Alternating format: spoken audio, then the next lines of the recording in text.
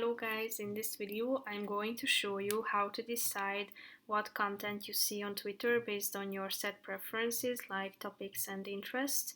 But first I just want to mention, don't forget to subscribe to my channel because at 10,000 subscribers I am going to show you my whole YouTube revenue statistics and growth strategy, how to make money online.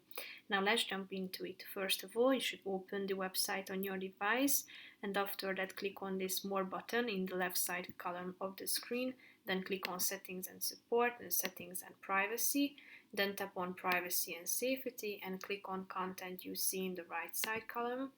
Here you can set the topics by tapping on the topics button. Here you have a bunch of options. You can see your followed topics. Here you can see the suggested ones.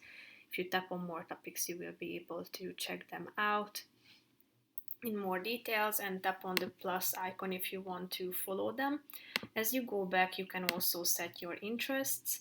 Here you can see them. If you want to delete any of these, just tap on the relevant checkmark icon. And if you go back, you can also set your explore settings, so turning on content in this location and the trends for you in the personalization section.